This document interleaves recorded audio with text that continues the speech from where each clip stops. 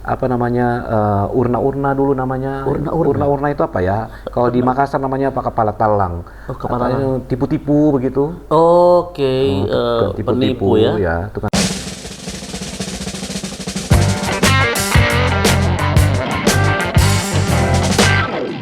Oke. Assalamualaikum warahmatullahi wabarakatuh. Terima kasih untuk sahabat media Rindang Media TV. Hari ini kita berjumpa lagi dengan saya tentunya host yang tidak kece juga. Saya sendiri Rian Rantang, dan malam hari ini kita akan mengulik seseorang juga yang luar biasa untuk inspirasinya, dan beliau ini adalah salah satu pucuk pimpinan di Balai Guru Penggerak Provinsi Gorontalo. Dan tidak lama-lama lagi kita akan perkenalkan, ini Pak Eki Aristanto Punu. Luar biasa. Selamat malam, Pak. Selamat malam. Sehat, Pak? Alhamdulillah. Alhamdulillah. Wow, tangan beliau dingin sekali, guys. Jadi memang berbeda dengan saya yang selalu panas ya. Tidak tahu pengaruh apa juga ini panas ini. Pak Eki, Jo. luar biasa. Pak Eki ini asli dari mana, Pak, ini sebelumnya? Gorontalo. Gorontalo, Pak, ya? Gorontalo. Di daerah? Saya kebetulan itu kalau dibilang berarti di sentral ya, sentral. Di sentral? Iya, Di kota? Iya, jadi masa kecil saya itu SD ya, SD? di terminal. Oke, Dulu kompleks terminal? Dulu kan di Gorontalo ini hanya ada satu terminal, terminal kota Gorontalo yang di depan pasar sentral itu. Oke. Sekarang mungkin sudah tidak ada gitu. Iya, lagi ada rehab sekarang, Pak. Rehab, tapi sudah tidak berfungsi sebagai terminal seperti dulu. Oh, begitu. Jadi tahun 70-an di depan pasar sentral itu ada nama terminal kota, dan saat itu saya masa kecil masih menyaksikan ada namanya apa ya, semacam pasar malam. Pasar malam? Pasar malam yang waktu itu kalau tidak salah Ateng Iskak, Benyamin S. Idaroyani ya. Dan kalau pertunjukan-pertunjukan itu biasa dibuat di tempat pasar kami malam itu. itu? Iya, pasar malam itu. Dan hanya ada 2 rumah makan. Salah satunya tempat ibu saya berjualan. Oke. Ya, gitu. Jadi Pak Eki ini sebenarnya kita akan ulik ini teman-teman ya, karena beliau ini adalah Kepala Balai Guru Penggerak di Provinsi. Tentunya ini adalah salah satu jabatan yang juga sangat tinggi menurut saya pribadi, dan mungkin juga teman-teman ya, karena tidak semua orang bisa punya kesempatan seperti ini. Berarti bukan pegawai, bukan anak pegawai, karena tadi mengulik ada rumah makan. Oh, iya. Ibu dan bapak saya pedagang, tapi ibu, oma, opa, totu. Totu? Itu guru. Oh, begitu. Ibu saya bahkan pernah jadi guru bantu. Hanya guru bantu? Jadi guru bantu. Saya lahir itu bukan di Gorontalo. Saya lahir di salah satu daerah di Sulawesi Tengah. Saya lahir di sana dan sampai kelas. Tapi seingat saya saat lahir, terus lahir saya tidak ingat. Lahir tidak ingat ya, karena tidak. agak jauh ya. Bagaimana lahir dan diingat? Itu belum berfungsi. Menurut saya pribadi, saya otak belum berfungsi. Memori belum jalan waktu itu kan. Oh, memori belum jalan. Tahu, tapi diceritakan. Ya. Tapi saya ingat saya sempat TK di sana. Oke. Lulus, Pak? Sambung TK di Gorontalo. Oh, sambung TK di Gorontalo. Balik ya? lagi Ampana. Oke. Jadi TK di sana, TK di Gorontalo, TK kembali lagi ke Ampana sampai kelas 2. Oke. Kelas 2 sudah kembali lagi ke Gorontalo. Jadi saat itu kalau ke Ampana itu mau ke Gorontalo kita masih singgah di namanya daerah yang Una-Una itu yang tenggelam tapi masih ada katanya ya, yang iya, sedikit daratannya masih ada. Tinggal sedikit. Nah, singgah di situ. Jadi saya masih kecil itu sudah kesana kemari di kapal motor ya. Oh, speedboat? Bukan kapal motor, apa nama itu ya? Katintin? Oh, bukan, lebih besar dari Katinting. Lebih besar dari Katinting. Kapal motor yang mungkin kapasitas penumpangnya sekitar 15-20 orang? Oh tidak, mungkin 100 ya. Oh, 100. Lumayan besar. Jadi memang dari kecil sudah kesana kemari, Pak. Kemari. Tapi ada yang menarik kan, lahir di daerah sentral, di daerah terminal, dan rata-rata besar di sana. Kalau besar di terminal itu rata-rata juga ada sedikit eh, intervensi lingkungan yang ada di sekitar.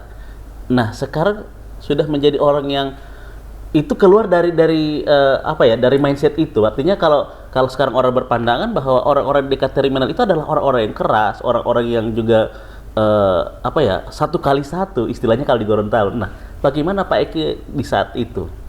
Itu yang harus saya sangat berterima kasih kepada orang tua. Ya. Jadi kalau saya dan keluarga saya itu bukan hanya di terminal Pak Guru Ian. Ya. Jadi terminal, terus depannya itu pasar. Pasar. Jadi dua tempat yang kalau mau dibilang pusat hiruk pikuk ya. Iya. Ya, alhamdulillah saya bersyukur dan terima kasih kepada orang tua saya yang bisa melindungi kami anak-anaknya dari hal-hal yang itu tadi, lingkungan, pergaulan itu. Ya. Tetapi itu tidak bisa lepas karena tidak selama 24 jam orang tua kami melindungi kami, artinya memperhatikan. Jadi sejak kecil, saya anak tertua kan, jadi saya sudah menyaksikan hal-hal yang tidak layak disaksikan oleh anak-anak. Karena di terminal dan pasar itu kita melihat ya macam-macam kita lihat. Banyak model-model manusia, Pak ya. Tindak kriminalitas, ada orang urna-urna dulu namanya. Urna-urna itu apa ya? Kalau di Makassar namanya apa? Kepala talang. Tipu-tipu begitu. Oke. Penipu ya. Tukang tipu-tipu. Bahkan sampai yang hal-hal yang berkaitan dengan minuman keras, berkaitan dengan premanisme. Iya ya. Hal-hal yang berkaitan dengan ada yang lebih ini lagi, cuman saya tidak enak menceritakan sini, ada yang lebih ekstrim begitu. Ada yang lebih ekstrim. Ya. Nanti akan kita bahas lewat Japri, Pak ya. Japri saja. Oke, Pak Eki, dan itu alhamdulillah tidak sampai mengganggu konsentrasi Pak Eki untuk tetap konsisten dan komitmen di dunia pendidikan berarti, Pak ya. Saat itu belum masuk pendidikan ya, tapi saya berterima kasih meskipun di dalam lingkungan seperti itu saat ini saya merasa memperkaya peristiwa-peristiwa atau pengalaman-pengalaman yang saya saksikan pada saat saya masih kecil itu, memperkaya makna. Oke, memaknai bagaimana memaknai kehidupan seperti itu. Oke, jadi justru itu menambah referensi bahwa kita tidak akan seperti ini, kita akan menjauhi hal-hal seperti ini, karena itu jadi pengalaman tersendiri mungkin, Pak ya. Ya, seperti sekarang kan kita memiliki keluarga dan kita tidak tahu dalam rumah kita, anak-anak kita yang kita perhatikan, seperti ketika dia keluar kita tidak tahu dia akan berhadapan dengan orang-orang macam bagaimana. Nah, alhamdulillah pada saat itu orang tua saya sangat memperhatikan pendidikan. Mungkin juga karena orang tua perempuan saya ini ibu bapaknya, oma dan opa saya itu guru dan kepala sekolah. Dan bapak mereka berarti Totu ya. Totu juga guru dan kepala sekolah zaman Belanda. Oh, di zaman Belanda. Iya, masih zaman Belanda. Jadi namanya di Gorontalo itu kan dulu ada Gorontalo 1, 2, 3, 4. Gorontalo 1 itu menurut kisah itu adalah yang Pertamina, yang kita sebut Pertamina sekarang, Bapak bensin kota itu. Itu Gorontalo 1. Itu kisah dari paman saya. Gorontalo 1, Gorontalo 2 itu kalau tidak salah Kodim. Gorontalo 3 itu ada sebuah tempat yang di dekat dengan sumur bor. Gorontalo 4 yang masih kita lihat sekarang, sekolah tertua yang seperti bangunan Belanda yang di daerah Kota Tua. Iya, yang di daerah sekarang di SD 61 ya, kalau nggak salah. SD 61. Oh iya kota. Nah, di Gorontalo 4 itu Totu saya pernah jadi guru dan kepala sekolahnya. Totu ya, berarti bapaknya oma saya. Bapaknya oma. Totu. Berapa tingkat di atas saya gitu? 1, 2, 3. 3 ya. 3, Pak. Luar biasa. Ternyata ada berita lain bahwa ternyata ada Gorontalo 1, 2 sampai 4. Dan ini saya pikir juga informasi untuk teman-teman sahabat Rindang Media, dan kita yakini bahwa Pak Eki punya banyak pengalaman untuk kita ulik di malam hari ini. Nah, Pak Eki sekarang kan sudah menjadi pemimpin yang ada di Provinsi Gorontalo, khususnya di Balai Guru Penggerak. Nah, kira-kira ada ini Pak, maksudnya sedikit cerita yang kita asik-asik dulu ini, kita bahas yang asik-asiknya dulu, kita akan bahas yang lain-lain. Yang asik-asik kalau terkait dengan tentu mungkin terkait dengan pekerjaan sekarang sementara saya lakoni ya, di bidang pendidikan. Yang asik itu saya ingat sekali pada saat saya belum bisa membaca. Oma saya memanggilnya Oma karena Oma dan Opa saya itu mereka Hollandspreken gitu. Mereka bisa bahasa Belanda, bahasa Gorontalo, bahasa Gorontalo tentu bisa kan orang-orang Gorontalo. Bahasa Belanda, jadi Hollandspreken. Jadi saat saya belum bisa membaca, masih TK berarti waktu itu, kami setiap ba'da asar itu, waktu itu kami masih berdua, saya dan adik saya perempuan, itu didongengkan, dibacakan cerita. Dan cerita-cerita yang dibacakan oleh oma saya itu cerita-cerita yang jadi dia dalam bahasa Belanda, dia ceritakan ke kami bahasa Indonesia begitu. Luar biasa sekali Pak. Hans Christian Andersen, kayak cerita begitu. Terus ada juga Flash Gordon, ya cerita-cerita dulu. Terus yang paling banyak itu yang kisahnya Hans Christian Andersen atau kisah tentang Putri Salju dan 7 orang kerdil. Itu. Jadi memang kisah-kisah ya juga yang sudah lama sekali Pak Eki. Ada tantangan nggak kira-kira Pak jadi kepala balai ini sendiri? Pasti ada. Internal yang paling sulitnya itu kira-kira apa Pak? Tantangan yang paling sulit saya rasa untuk semua orang tantangan itu relatif karena setiap menjadi seorang katakanlah pemimpin harus ada tantangan. Iya betul. Kalau tidak tantangan ya bukan pemimpin. Dan ini kan maksudnya mengkomandai, maksudnya mengkomandani. Aduh, mengkomandoi atau mengkomandoi. Iya, mengkomandoi. Jangan komandani saja, mengkomandani. Mengkomandani tentunya banyak pikiran, apalagi dia terlibat dengan guru-guru yang di lapangan yang juga kreatif, juga kepala-kepala sekolah yang juga sangat kreatif mungkin. Nah, itu kira-kira bagaimana Pak untuk menyamakan perspektif supaya ini bisa tetap jalan dan ranah ini tetap ada di Gorontalo? Sebagai sebuah institusi yang melayani, jadi kami melayani guru, kepala sekolah, tenaga pendidikan lainnya. Yang paling utama kita harus bisa mendengar Pak ya? Iya. Belajar dulu mendengar. Karena kadang-kadang apa yang kita sudah desain, kita rancang, ternyata itu hanya cocok untuk diri kita sendiri. Betul. Belum tentu cocok dengan orang lain. Betul. Dan apalagi banyak orang ini yang beragam gitu, bervariasi beragam ya. Cara pandangnya pasti beda-beda Pak ya. Jadi sebelum kita melakukan itu tadi yang ditanyakan Guru Ian, kita melakukan namanya empathize atau mendengarkan apa dari yang mereka. Menjadi apa istilahnya hiruk pikuk atau menjadi aspirasi mereka begitu Pak ya. Ini kan sama dengan produk Guru Ian. Ketika produk, karena kami ini kan melayani jadi memberikan jasa pelayanan kepada stakeholder pendidikan semuanya. Nah, untuk bisa melayani mereka, kami harus mengetahui dulu apa maunya mereka, gitu. Nah, meskipun memang sudah ada struktur program atau program-program yang sudah dirancang ya secara nasional, tetapi dia asimetris.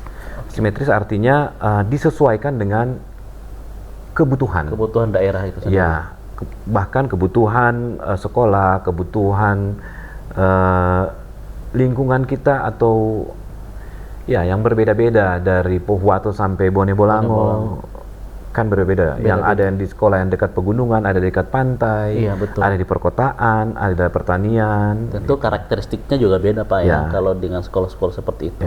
Dan sejauh ini saya juga yang mengikuti Instagram dari Balai Guru Penggerak dan banyak sekali ternyata prestasi-prestasi yang sudah dicapai oleh Pak Eki itu sendiri. Artinya ada sesuatu yang luar biasa yang itu tertanam sama Pak Eki ini sendiri. Nah, kira-kira Pak, setelah mendengarkan aspirasi tadi, apa yang selanjutnya dilakukan Pak supaya ini terus bisa sejalan dan seirama untuk BGP sendiri dan maupun stakeholder yang ada dari luar?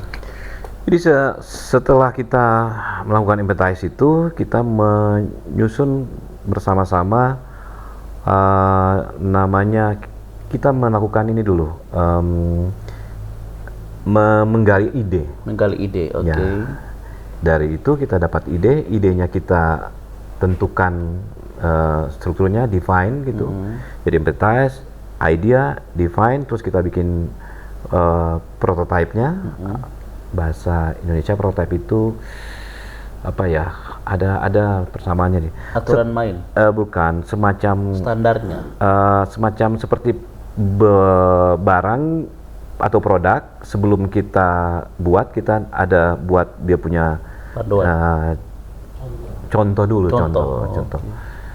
Lupa saya kalau di prototype. Setelah itu kita tes. Oke. Gitu.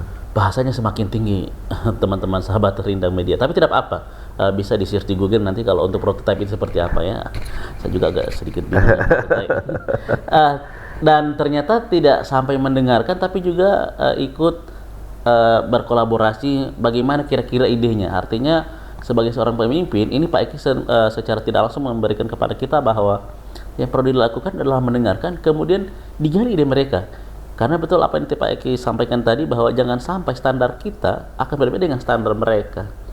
Nah, Pak Eki, ini kan sudah jalan dan saya yakin dan percaya, walaupun ini masih baru, tentu ini juga ada sedikit masalah yang kadang-kadang itu membuat Pak Eki sendiri, wah ini ternyata tidak terlalu pas. Mungkin ada kisah-kisahnya Pak untuk bisa diceritakan. Seperti saya bilang tadi, Guru Ian, kalau dalam melaksanakan sesuatu, kalau tidak ada kendala, sepertinya itu bukan hidup ya. Biasa aja. Biasa-biasa aja, business as usual katanya. Iya. Nah, justru kendala-kendala, tantangan atau hambatan itu yang membuat kita kuat, membuat kita kalau kayak orang mau pergi di gym, mau supaya ada berotot apa, kan harus mengangkat beban. Iya. Nah, kalau cuma tidur-tidur, berarti tidak.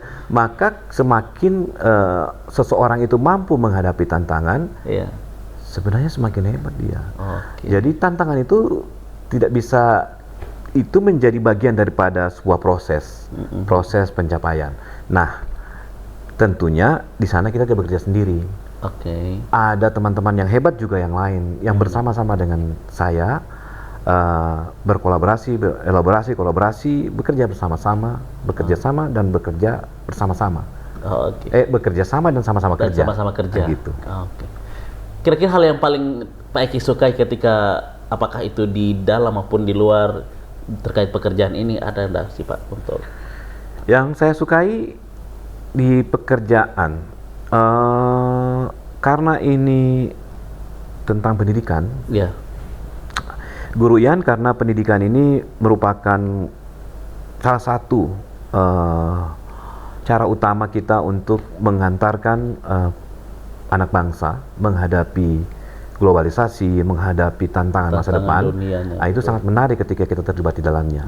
Kita menjadi bagian dari perubahan itu yang mengantarkan itu. Nah, itu yang di pekerjaan. Kalau yang di luar, saya sangat senang bertemu dengan berbagai model manusia. Model apa deh? Dengan banyak orang. Banyak orang, karena mungkin dengan pekerjaan ini kita diharuskan untuk bisa menyesuaikan diri dengan berbagai kriteria atau berbagai variasi dari masyarakat. Keragaman itu Pak ya. Ya. Oke. Terang terbiasa dengan itu, Guru Ian. Oke, Pak Eki, ini kan juga maksudnya banyak orang yang menginginkan posisi Bapak, dan tentunya ini juga tidak mudah berada di posisi ini tentunya, dan sudah berproses sangat lama. Semenjak diterima sebagai pegawai negeri sipil dan sampai sekarang, kira-kira ada kisah naik turunnya, mungkin bisa diceritakan pas awalnya bagaimana, Ya, terus. ini menarik. Justru sebenarnya ketika selesai kuliah, Iya, saya punya teman-teman. Selesai kuliah, saya punya teman-teman. Saya merantau, bekerja di perusahaan swasta, bertemu dengan teman-teman yang sepakat bahwa kami tidak mau jadi pegawai negeri. oh justru berbolak-balik ya. Iya, sehingga saya termasuk dari kumpulan itu yang dibilang apa di nama ini, tidak setia. Tidak setia dengan perjanjian iya, itu, perjanjian, dengan kesepakatan karena itu. Kok masuk pegawai negeri. Akhirnya masuk juga. Tapi kalau mau dilihat sekarang, Guru Ian, Ya, dari segi apa ya, dari segi boleh kalau kita bilang, kebermanfaatan, bukan, yang lebih spesifik, pendapatan. Wah, lebih hebat memang orang. Hebat mereka atau hebat? Oh, hebat orang, Pak. Luar biasa. Lebih hebat orang. Karena ya jauh sekali. Iya, Jauh betul, sekali. betul. Tapi kami melalui kehidupan yang di perantauan ya ini, yang sulit memang. Oke. Jadi ternyata kesulitan itu seperti yang bilang tadi itu, kesulitan itu jangan dianggap sebagai jangan kita benci begitu.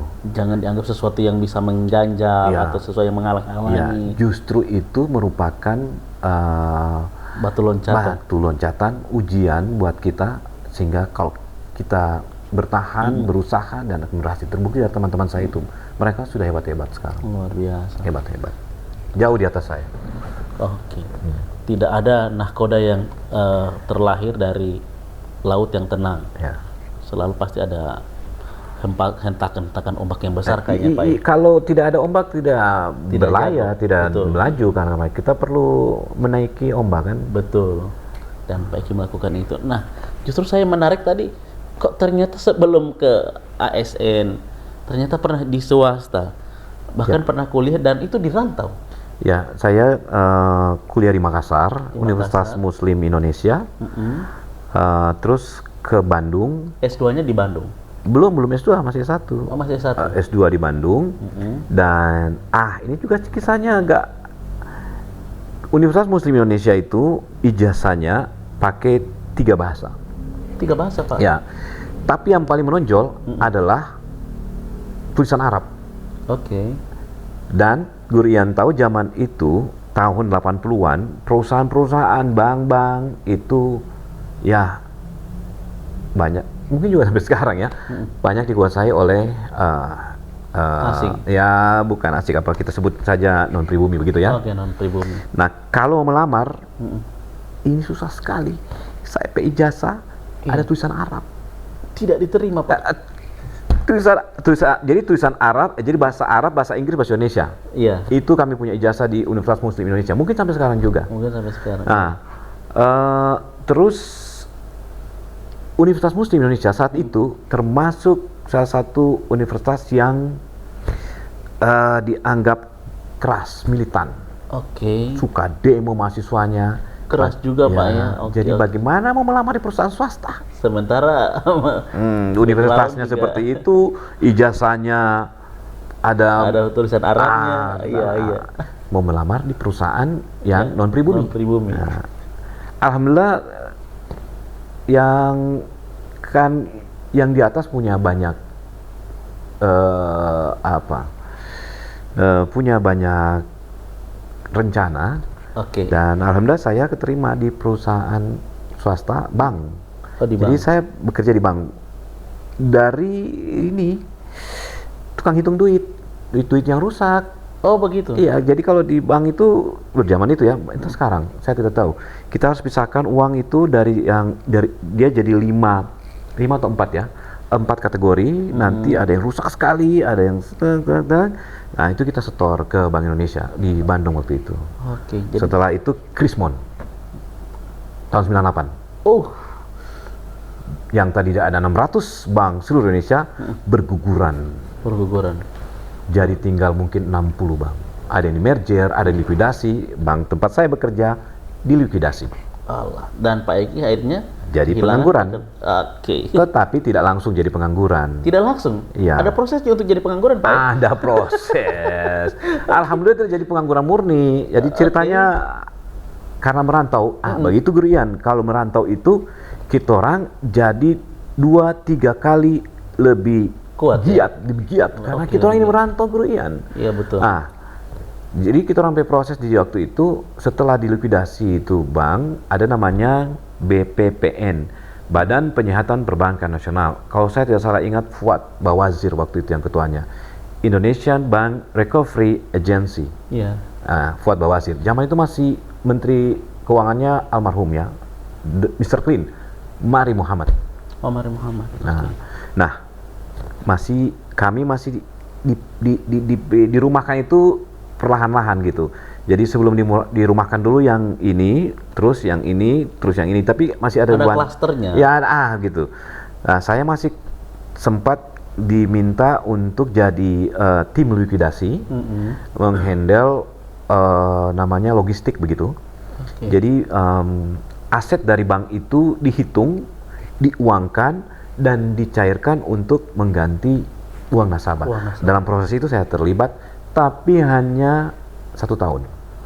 Setelah itu jadi pengangguran. Oh, jadi pengangguran. Alhamdulillah, Tuhan kasih jalan lagi ketemu dengan kawan, bikin perusahaan di Bandung. Oke. Perusahaan apa itu, Pak, kira-kira? Tekstil. Tekstil.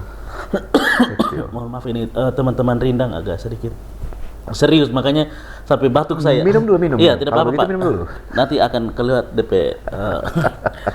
Jadi di Bandung selesai di bank, akhirnya langsung diterima di perusahaan lagi di Bukan tekstil. diterima, kami bikin perusahaan. Wow, itu luar biasa sekali, Pak. Iya. Dari Gorontalo dan tiba di Bandung, dan itu membangun perusahaan. Bukan saya yang bangun. Jadi saya punya kawan 2. Jadi mereka saat itu punya apa ya? Punya produk yang wah, ini produknya luar biasa sebenarnya, Guru Ian. Yeah. Produk kami itu cuma kain, tapi semua mobil waktu itu, boleh sebut ini merek ya? Boleh? Boleh, tidak apa-apa. Semua mobil Toyota Kijang, tempat duduknya. Yeah. Tempat duduk itu kan ada 3 lapis dia. Yeah. Ada lapisan luar, kain kami namanya kain belacu, terus ada busa padat. Nah itu kain kami yang ada di dalam itu. Di bagian keduanya. Bagian keduanya itu. Berarti jadi urgent, Pak, ya? Iya. Dia jadi misalnya ini kan apa?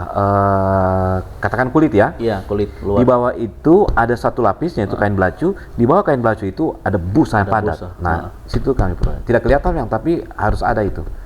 Oke, itu harus ada unsurnya di dalam supaya bisa.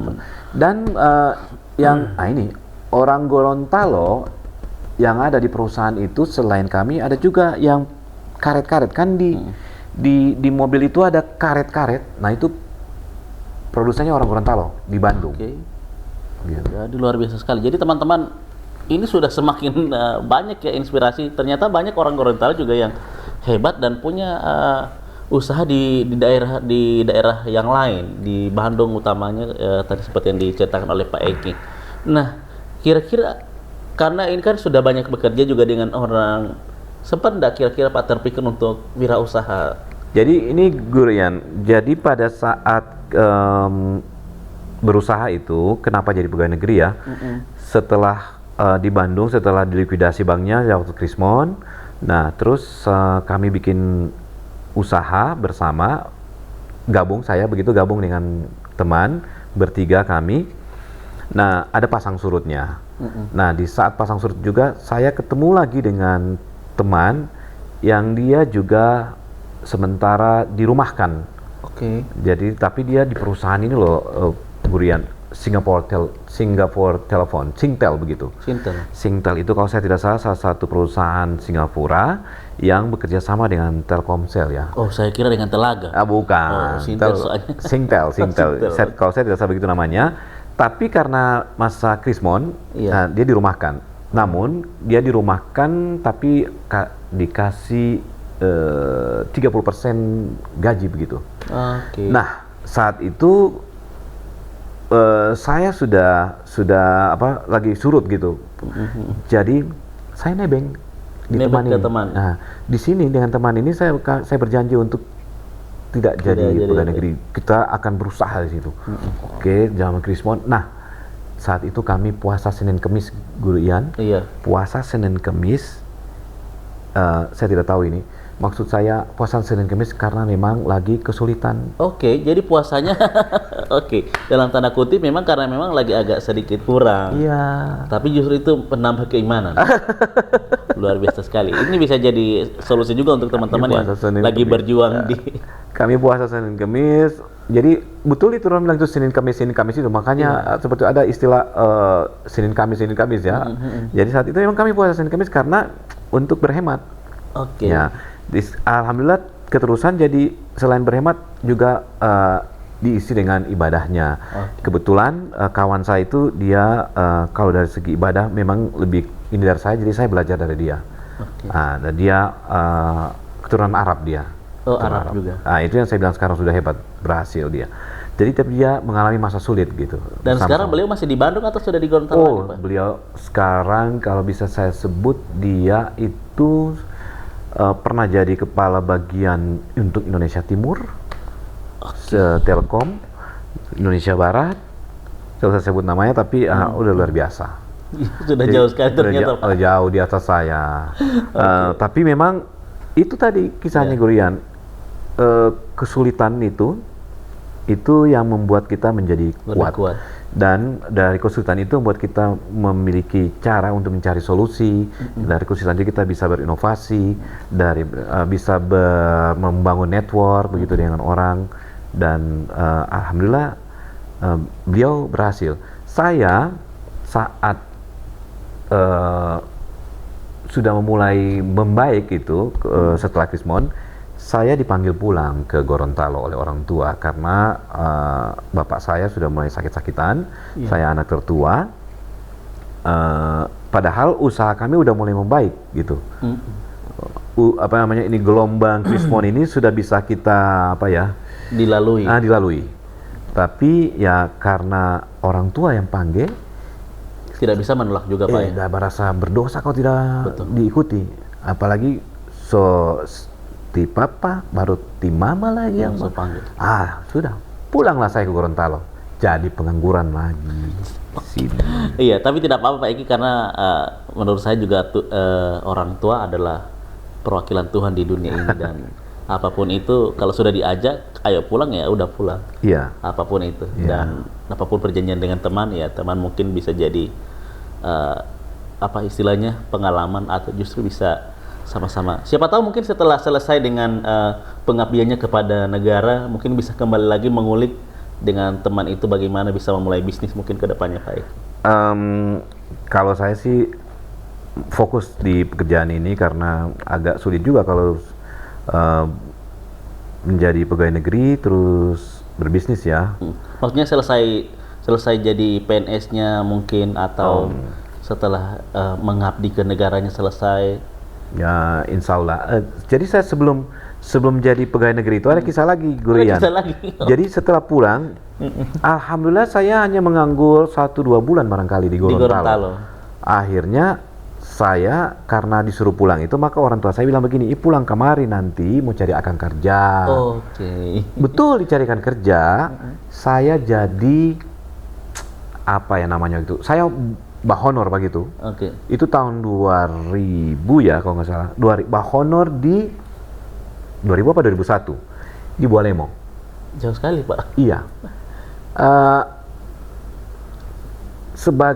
Saya disuruh bantu almarhum Iwan Bokings waktu itu, Bupati ya.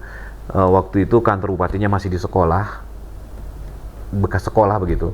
Saya bantu di situ, dan almarhum itu suka korespondensi dalam bahasa Inggris dengan orang barat, saya ingat, saya lupa, saya di orang-orang di pusat, orang luar negeri, dan saya kebetulan diminta untuk menyusun surat-surat korespondensinya beliau waktu itu. Oke. Yang saya sekretaris pribadi atau boleh dibilang sespri, tapi hanya untuk yang korespondensi begitu, untuk surat-menyurat saja Pak ya. Asing gitu, surat-surat berbahasa asing, khususnya bahasa Inggris. Yang saya saya tidak merasa soalnya begini Guru Yan, honor itu 125.000 per bulan, bayar kos 100.000, bakos 100.000, jadi 25.000 untuk bertahan satu bulan. Kalau 1.000 satu hari Pak hanya dapat 25 hari, 5 hari lagi. Alhamdulillah kita selalu ada rezeki. Dalam hidup ini kita orang ternyata juga dibantu oleh orang-orang lain gitu. Selalu dibantu. Bahkan di pekerjaan ini, bahkan di jabatan ini, kita tidak hanya sendiri di sini, ada juga yang membantu gitu. Nah itu kan sudah jalan-jalannya ya.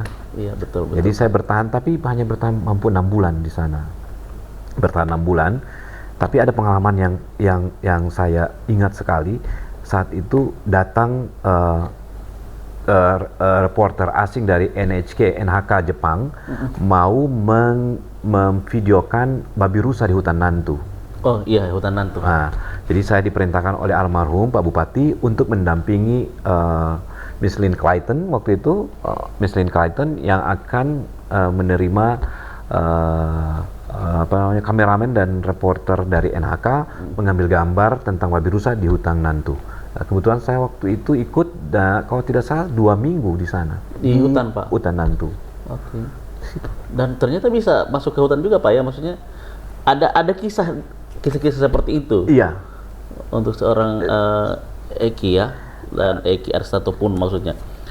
Dan saya pikir ini juga menjadi bekal dan menjadi modal sampai di titik ini mungkin Pak ya. Itu yang hasanah pengalaman dari, kalau mengingat apa yang disampaikan oleh yang di kita talk show kemarin, kampus kehidupan ya. Kampus kehidupan, betul. Kehidupan.